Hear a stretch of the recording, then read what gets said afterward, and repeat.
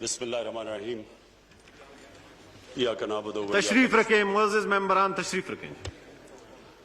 इय्याका नअबुदु व इय्याका नस्ताईन।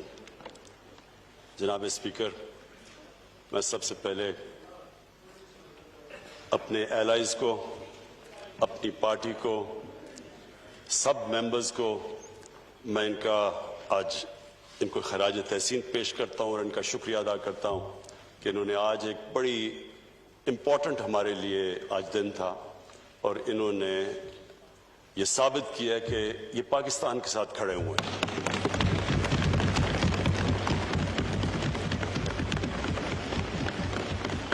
मैं स्पीकर साहब फैटफ के बिल से पहले, क्योंकि बड़ा करंट टॉपिक है, जो एक ऐसा हादसा हुआ जिससे सारा हमारा मुल्क हिल गया, वो जो मोटरवे के ऊपर जो सानिया हुआ, मैं सिर्फ उसके ऊपर ब्रीफली ये कहना चाहता हूँ कि हमने तब से, जब से ये हादसा हुआ, हम ये सोच रहे हैं कि इसके लिए एक बेहतरीन लेजिस्लेशन पास की जाए कि आगे से सिर्फ हमारी ख्वातीन को ही ना प्रोटेक्शन मिले, बच्चों को भी, जो चाइल्ड अब्यूज के अंदर बड़ी बुरी तरह उनकी जिंदगियां भी तबाह होती हैं, उनकी फैमिली भी तबाह होती है।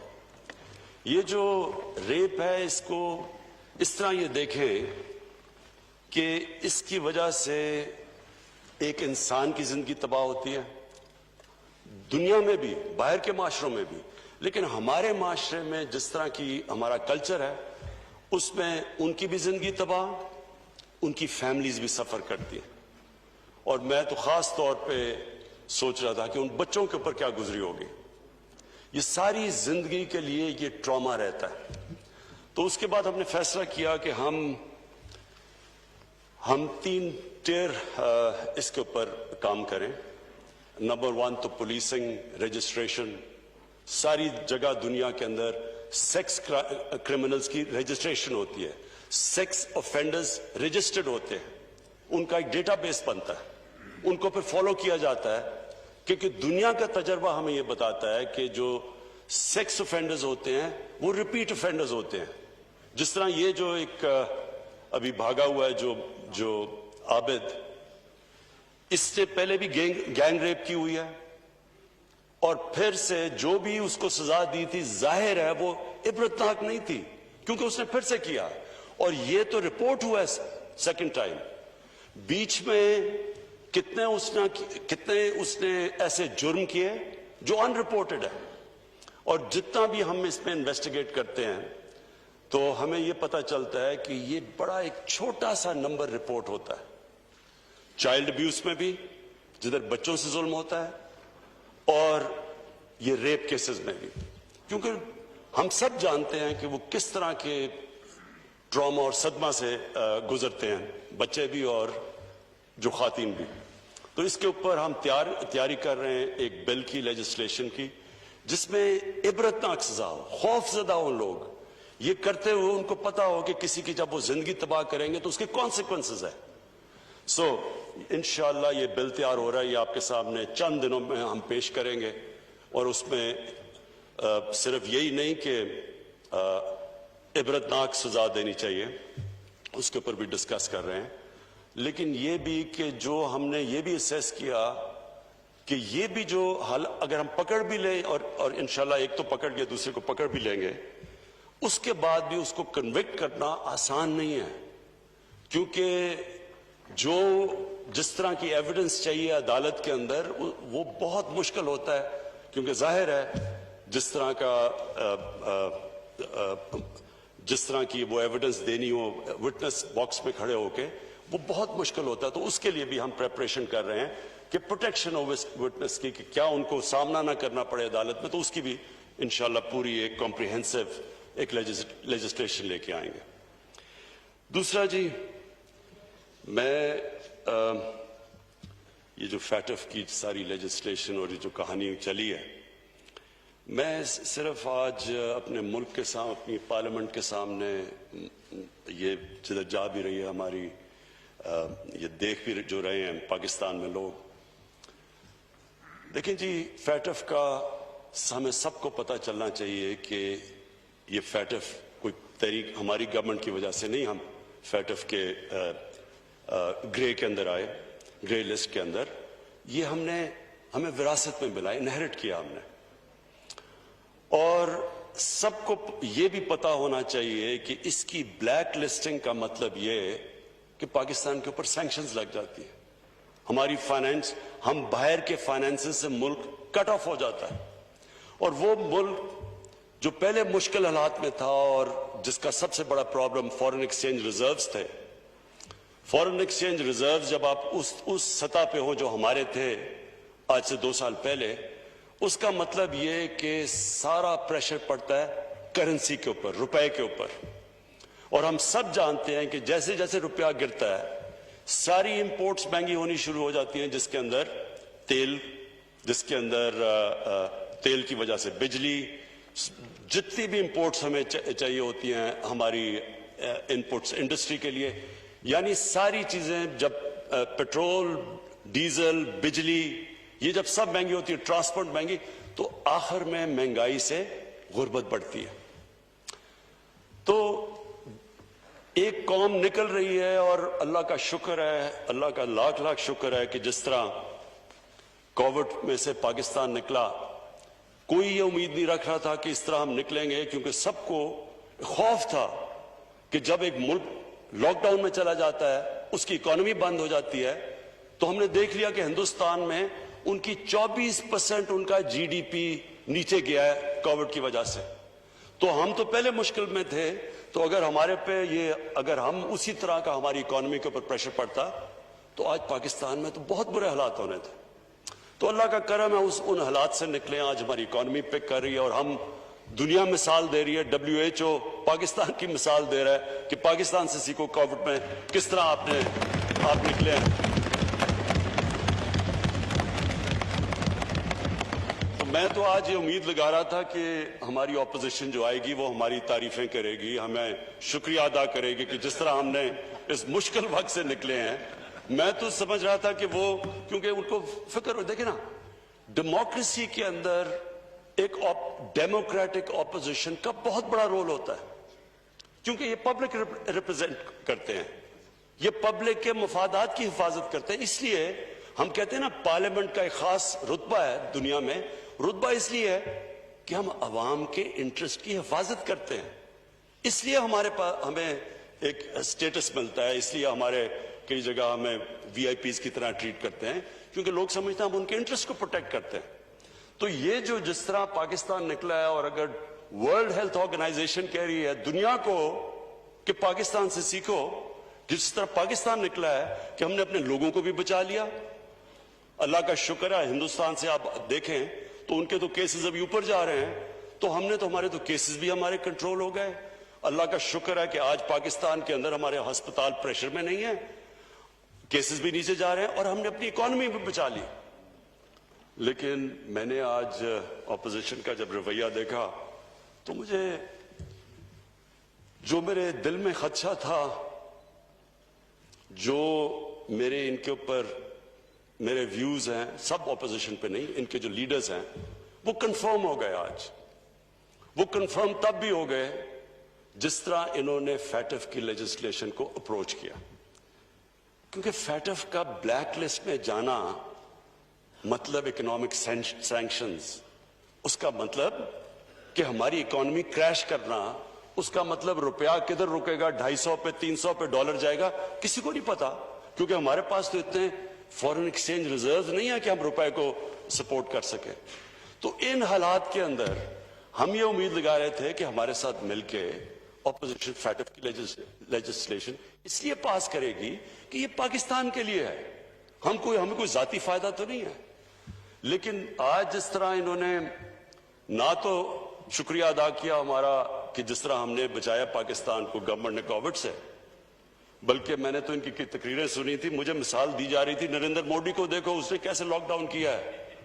मुझे यानी जिस तरह की तनकीद, किसी ने कहा FIR काट दो, कोई लोग मारे थे तो उन्होंने कहा जी इसके ऊपर FIR काट दो, तो वो करते इतनी यानी जब तनकीद की थी तो अगर अल्लाह ने करम किया तो इनको फिर थोड़ी सी तो तारीफ कर देनी चाहिए थी, लेकिन जो आज इनका रवैया था और जो हमारी नेगोशिएशंस चली और हमने कोशिश की इनको कन्विंस करने की कि ये पाकिस्तान के इंटरेस्ट में है, ये फैटफ के हमारे ग्रे लिस्ट से निकलना और कहीं खुदा ना खास्ता ब्लैक लिस्ट में जाना, ये तो पाकिस्तान का इशू है। लेकिन जो भी निगोशिएट कर रहे थे, जो इन्होंने जिस तरह की निगोशिएशन की, मेरी एक कन्विक्शन है कि इनके लीडर्स का इंटरेस्ट और पाकिस्तान का इंटरेस्ट अपोज्ड है। जो पाकिस्तान की बेहतरी है उसके ऊपर इनका कोई फिक्र नहीं। इनको अपने जाती इंटरेस्ट को प्रोटेक्ट करने के लिए इन्होंने हर किस्म की हमें ब्लैकमेल करने की कोशिश की। यानी इन्होंने समझा कि जी इतना खौफजदा होंगे कि कहीं ब्लैक लिस्ट ना हो जाए। इन्होंने 38 शिकें थी जो हैं नैब के कानून में, उसमें से 34 में इन्होंने अमेंडमेंट्स का हमारे सामने रख दी। यानी 34 नैब के एक्ट में अमेंडमेंट्स का मतलब कि नैब को दफन कर दो। सो इन्होंने इस्तेमाल किया फैटफ को अपने जो करप्शन के केसेस थे वो बचाने के लिए, और कोई फिक्र नहीं कि अगर मुल्क ब्लैक लिस्ट में चला जाता तो क्या होता है। और इन्होंने लास्ट मिनट तक कोशिश की, फिर जब इन्होंने देखा हम ब्लैकमेल नहीं हो रहा, फिर भी एंड में जाके फंस गए मनी लॉन्ड्रिंग के ऊपर। स्पीकर साहब, मैं अपनी कौम को, क्योंकि अपनी मेंबर्स भी मेरे बैठे हैं, कौम भी, उनको बड़ा जरूरी है। अल्लाहु अकबर, अल्लाहु अकबर, अल्लाहु अकबर, अल्लाहु अकबर। अशहदु अन ला इलाहा इल्लल्लाह,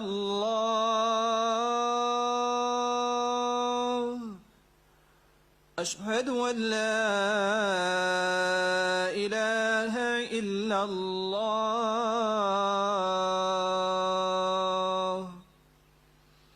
अशहदु अन्न मुहम्मदर रसूलुल्लाह, अशहदु अन्न मुहम्मदर रसूलुल्लाह।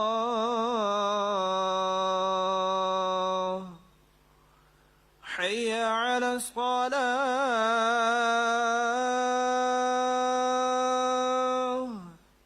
हय्य अला अस्सलाह,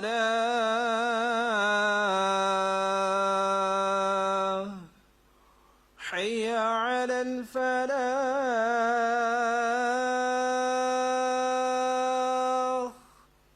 حي على الفلاح.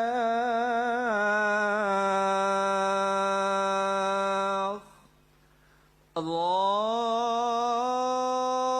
أكبر، الله أكبر، لا إله إلا الله.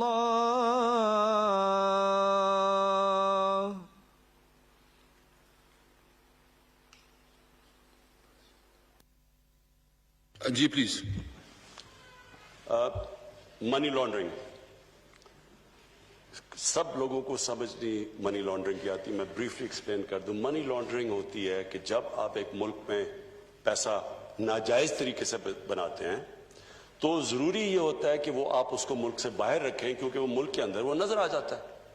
तो इसलिए जब आप सारी दुनिया में, हमारा ये इशू नहीं है, ये सिर्फ ये सारी तीसरी दुनिया में जो डेवलपिंग वर्ल्ड है, आप हर डेवलपिंग वर्ल्ड में देखें कि जिधर भी उनकी प्राइम मिनिस्टर्स या मिनिस्टर्स जब पैसा चोरी करते हैं तो वो मुल्क से बाहर भेज देते हैं, और इसको कहते हैं मनी लॉन्ड्रिंग, क्योंकि ये इलीगली बाहर जाता है। और फिर ये उससे प्रॉपर्टीज ले लेते हैं बाहर लंदन में। बल्कि अभी मैं एक YouTube کے اوپر ایک ویڈیو دیکھ رہا تھا کہ کس طرح ہندوستان میں بتا رہے ہیں کہ ان کے بڑے بڑے امیر لوگ جنہوں نے پیسے چوری کیے ہوئے ہیں وہ سب لندن میں بیٹھے ہوئے ہیں اور ان کے پاس اربوں ڈالرز کی پراپرٹیز اور ان کی بینک اکاؤنٹس ہیں، لیکن ہندوستان کی حکومت کے لیے بڑا مشکل ہے وہ پیسہ واپس لانا۔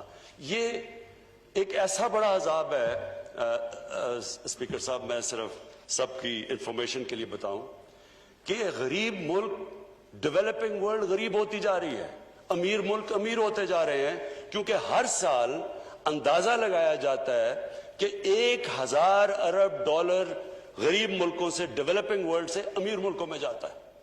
اسی طرح یہ مے فیئر کے فلیٹس اور یہ سب سے مہنگے علاقوں میں اس طرح کی اور بھی غریب ملکوں کا پیسہ جاتا ہے باہر، اور یہ اصل وجہ ہے کہ تیسری دنیا جو ڈیولپنگ ورلڈ نیچے جا رہی ہے، کیونکہ وہ پیسہ اگر اسی ملک میں خرچ ہو تو اسے نوکریاں مل سکتی ہیں، آپ ہیومن ڈیولپمنٹ کر سکتے ہیں، سکولز بنا لیں، ہسپتال بنا سکتے ہیں۔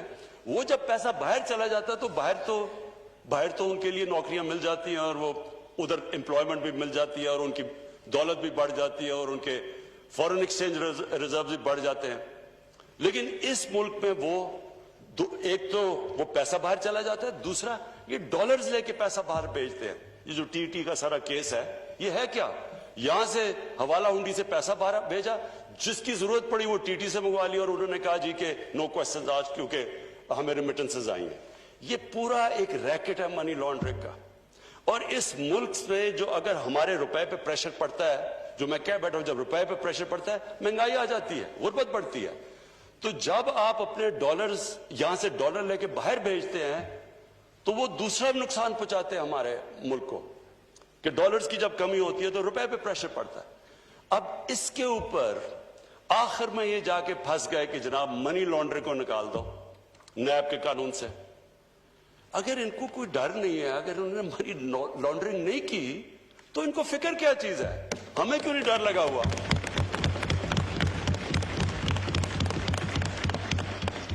اور افسوس یہ ہے کہ اس کے اوپر انہوں نے اتنا زیادہ سارا ہمارے ٹائم بھی ضائع ہوا، یہ سارا ادھر تک پہنچے۔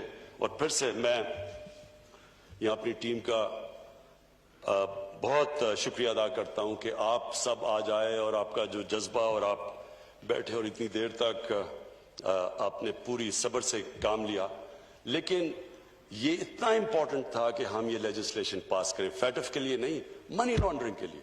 منی لانڈرنگ اس ملک کو، اگر ہمیں جو اسٹیٹ ڈپارٹمنٹ امریکہ کی ایک رپورٹ ہے کہ ہر سال پاکستان سے 10 ارب ڈالر کی منی لانڈرنگ ہوتی ہے، تو 10 ارب ڈالر کی منی لانڈرنگ، یہ دیکھ لیں کہ ہم نے IMF سے جو قرضہ لیا ہے وہ 6 ارب ڈالر کا لیا ہے اور اس کی ہمیں ساری کنڈیشنز باندھنی پڑتی ہیں۔ تو یہ سوچ لیں کہ 10 ارب ڈالر کی اگر ہم منی لانڈرنگ ہی روک لیں تو ہمیں قرضے لینے نہ پڑتا IMF سے، کیونکہ ہمارے پاس ہمارے ریزروز کم تھے۔ اس لیے اسپیکر صاحب یہ بڑا امپورٹنٹ تھا، یہ اس ملک کی فیوچر کے لیے بڑا امپورٹنٹ ہے۔ اور ہماری یہ بھی بدقسمتی ہے کہ جو ہماری رولنگ ایلیٹ، جو ہمارے صاحب اقتدار رہے ہیں، وہ صاحب اقتدار جب یہ پیسہ باہر جا رہا تھا کسی نے کوشش نہیں کی روکنے کی، کسی نے یہ کوشش نہیں کہ باہر ان کے پراپرٹیز اتنی بڑی بڑی باہر ہیں، کسی نے نہیں پوچھا کہ کدھر سے پیسہ گیا ہے۔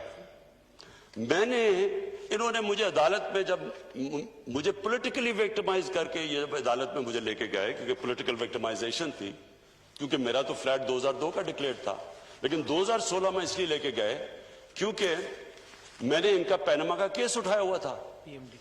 تو پینما کا جب کیس اٹھایا تھا اس میں پھر مجھے پریشرائز کرنے کے لیے عدالت میں لے گئے۔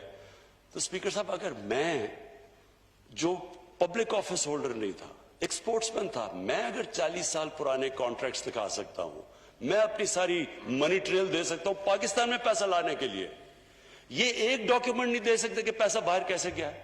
یہ بتا سکتے ہیں کہ ہائیڈ پارک، کیونکہ میں لندن، میری بڑی زندگی گزری ہے، 1 ہائیڈ پارک لندن کا تقریباً سب سے مہنگا پراپرٹی ہے۔